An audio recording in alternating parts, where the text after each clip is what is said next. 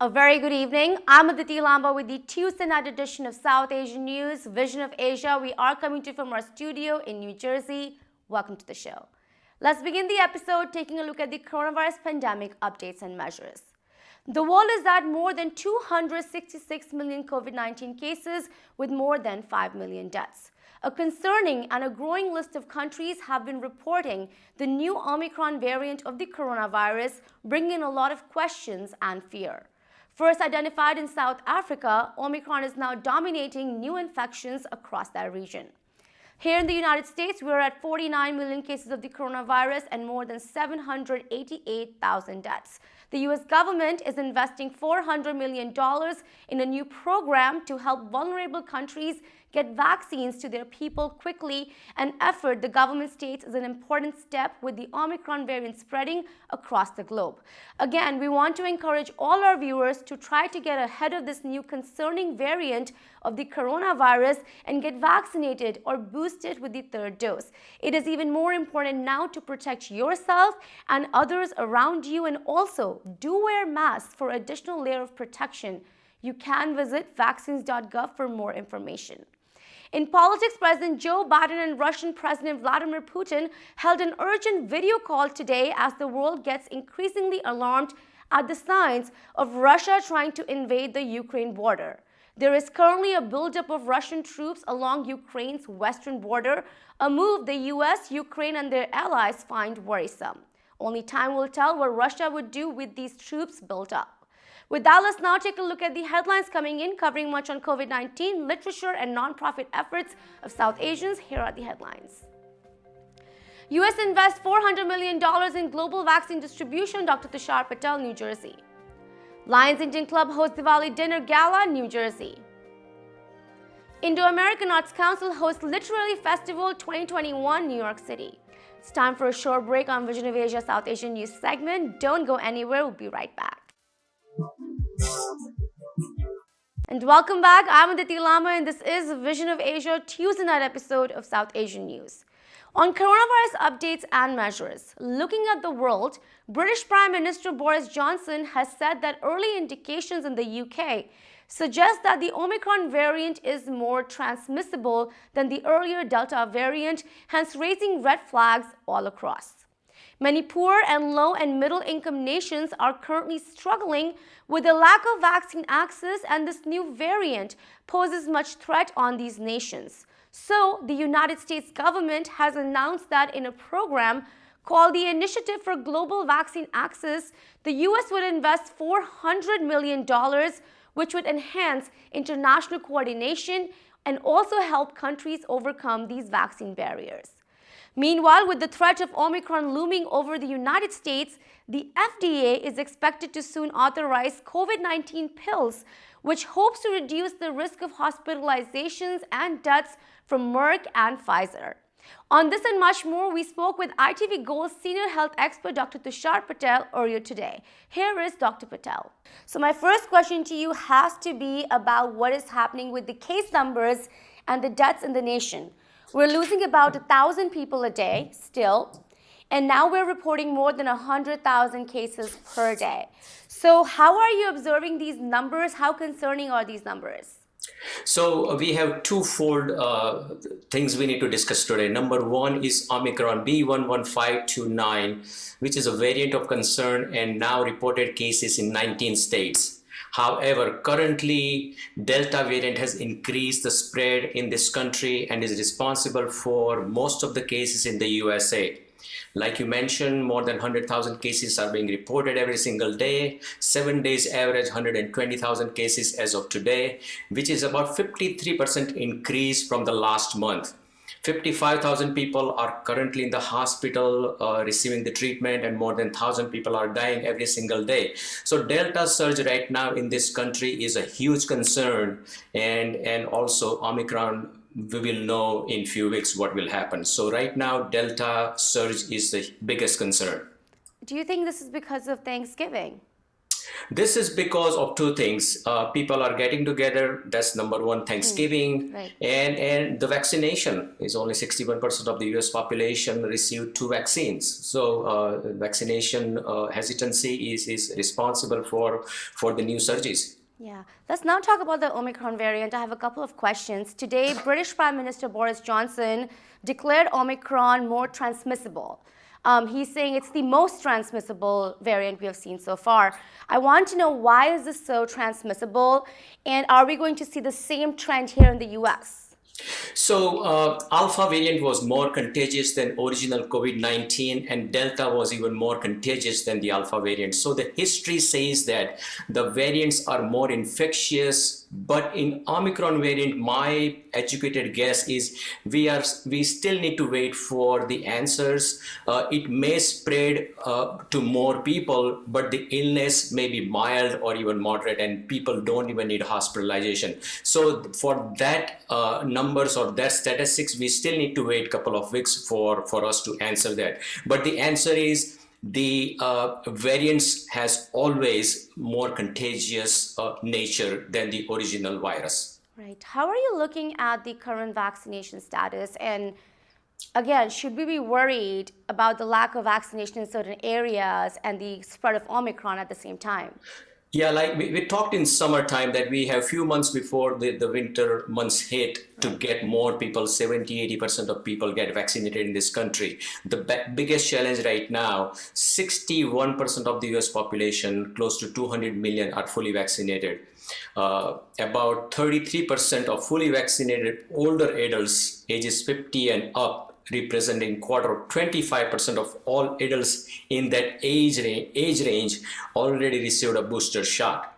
So 1.7 million received a vaccine yesterday in the USA. So those are all good numbers. However, we still need to reach that 10%, 15% more population to get that herd immunity or community immunity in this country.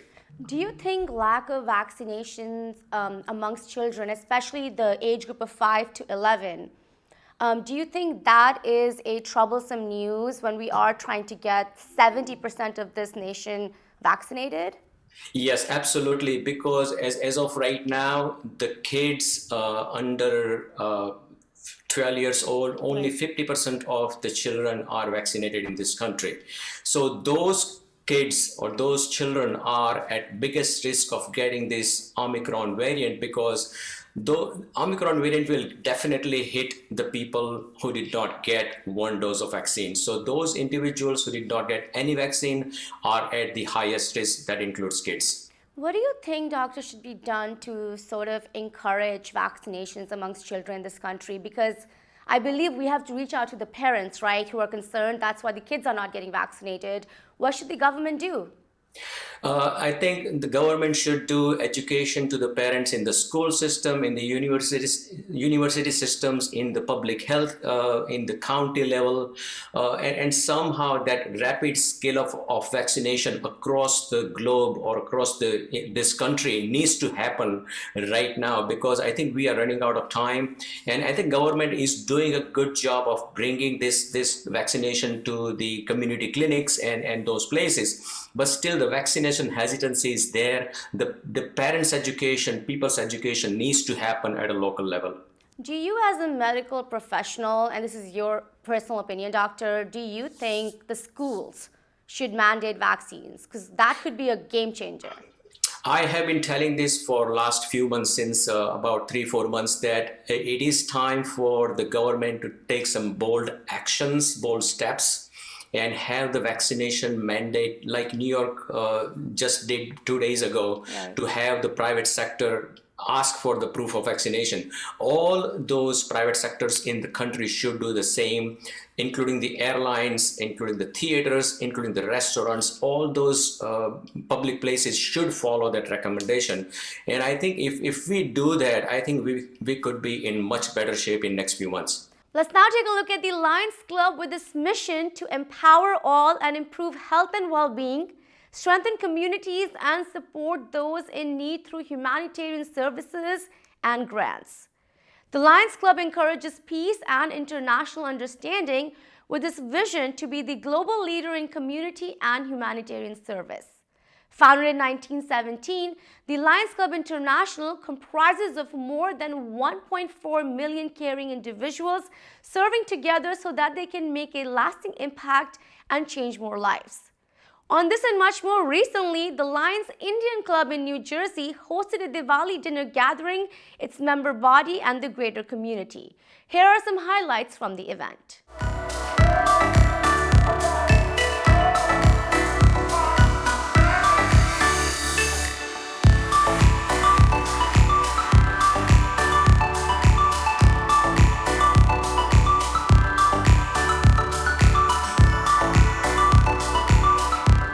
I'm Harish Mehta, New Jersey Indian Lions Club founder and current president. Today was 21st anniversary of our day of the foundation. More than 55 people were here from different clubs, different presidents and chairmen, and the district governor was here. Assemblyman Upendra Sivkula was here. Today's event was so successful and people enjoyed, and they said, do this every month. Thank you, Sudhir Bhai and Raja Bhati, to come and do our coverage. We appreciate your service. Thank you, Harish. We did one good thing, that for the green chilies, we grade a good, not good, the best response ever. And I'm very, very thankful for all the members here. That's all. Thank you. Thank you, Thakur Bhai and Prakash Chauhan and Raja Bhati, and especially Sudhir Bhai, who says in just 2 minutes, just in one day, he says he's coming. That is the best thing I have ever heard. He's a doctor, a big guy. I know he don't have a time, but he's a man on the ground.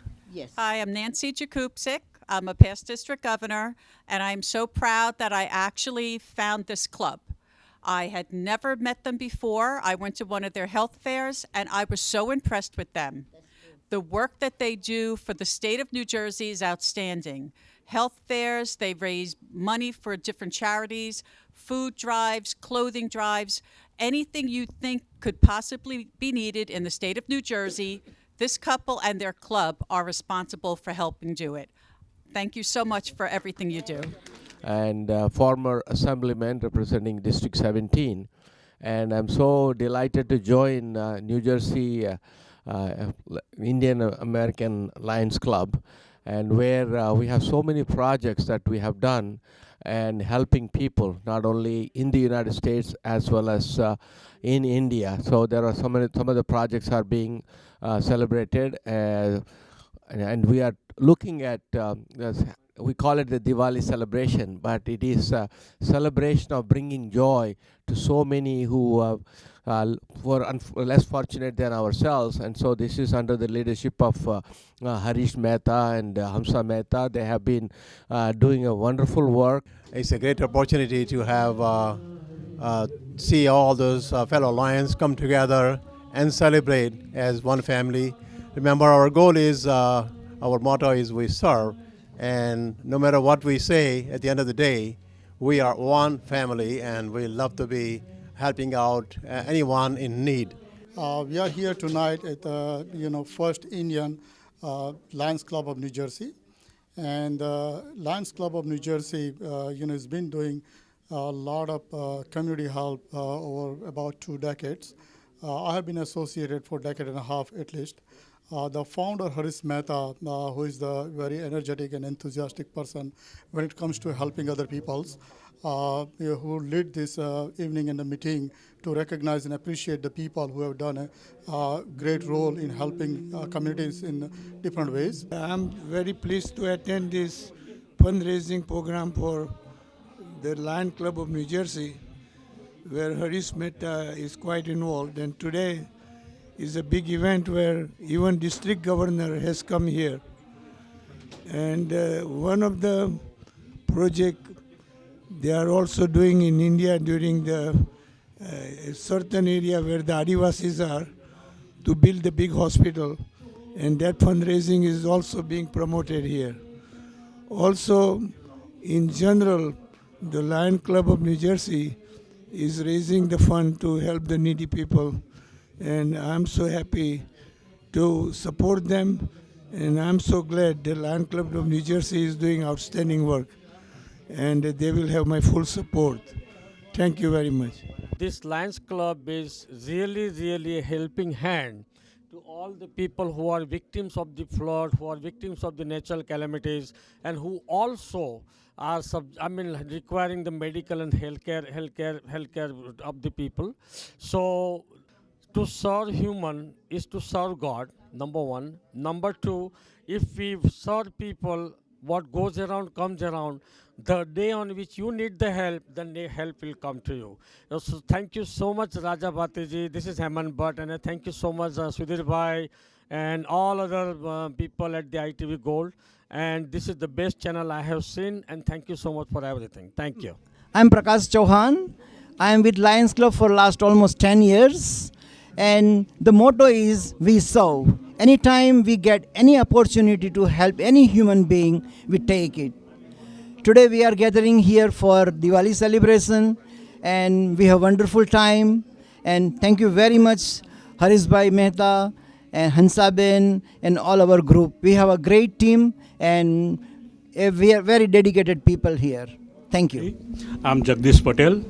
I'm associated with Central Jersey Indian Lions Club from since last 15 years. I think 7 to 8 years I was a secretary. We used to do so many medical camp, and those people who don't have insurance, we just help them for the medical treatment, even medicine also, and all the diagnosis. And from last so many years, with Hemant Bhai and Prakash Bhai and Harish Bhai, we are doing the community services, and we are thankful to all. Thank you. My name is Jagdish, Jagdish Patel. Thank you. And welcome back. I'm Aditi Lama, and this is Vision of Asia South Asian News segment. Located in New York City, the Indo-American Arts Council functions as a non-profit organization passionately dedicated to promoting, showcasing, and building awareness of arts and artists of Asian Indian heritage with a focus on visual, literary, and folk arts. The Council is proud to foster an exchange of artists and arts-related information between India and the United States, and has been a pioneer in bringing thought-provoking and inspiring individuals from India to this country. The Council hosts numerous events throughout the year to bring together our communities, and recently hosted a live in-person 2021 Literary Festival in New York City with the support of the Governor and the New York State Legislature. This was the inaugural event for a week-long festival organized by the Indo-American Arts Council and featured an exclusive conversation between the Council's chairman, Dr. Nirmal Mattu, and former Wall Street banker, 9/11 survivor, and entrepreneur, Mr. Kushal Choksi, who spoke about his book, On a Wing and a Prayer. The event also saw an in-person poetry panel curated by Dr. Ravi Shankar, which featured internationally renowned poets and more. Please visit iaac.us for more information on the festival's ongoing virtual and in-person events. Here are some highlights.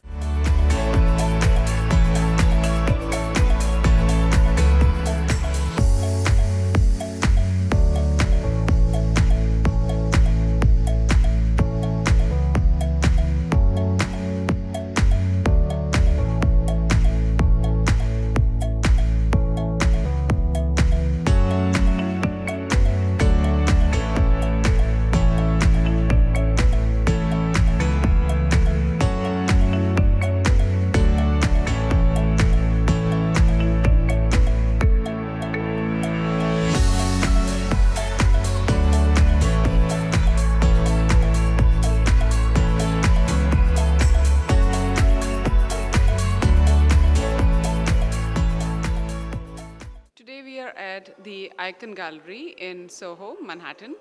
This is the start of the annual literary festival that the Indo-American Arts Council runs. This edition is running from December 4th to December 12th. Today we have in-person events, starting off with Mr. Kushal Choksi with his book, and he'll be in conversation with our chairman, Dr. Mattu, followed by the comedian Dan Nanan with his book, and he'll be in conversation with our board member, Dharti Desai. Ending the evening today will be a panel of poets led by Dr. Ravi Shankar, and we have some phenomenal poets who are coming in and doing a poetry reading. So I'm excited and looking forward to it. Then the whole week we continue with online events, which will be streaming on our Facebook at iaac.us and also on our YouTube channel for the Indo-American Arts Council. We're also very thankful to ITV Gold for covering this event and for supporting us as a community partner. Thank you. So my book is called On a Wing and a Prayer, Spirituality for the Reluctant, the Curious, and the Seeker. And it's a memoir. It's my personal story of having survived 9/11 attacks and the aftermath which led me to a spiritual quest with a spiritual master, Gurudev Sri Sri Ravi Shankar, looking at the world of spirituality, meditation, and breathwork outside in as a reluctant and a curious, and how it led me to where I am today. Wow. How long was the writing process? When did you think about writing this book? And I'm sure there's a lot of personal narrative there. There's a lot of personal experience that you're sharing. So, was it easy to make this a public book? And then how long was the writing process? What did it take you? The book kind of wrote itself. Yes, I had to dig deeper into myself and to write a brutally honest narrative, no holds barred, no filters. So it was an interesting experience, to say the least. Took me about 3 years.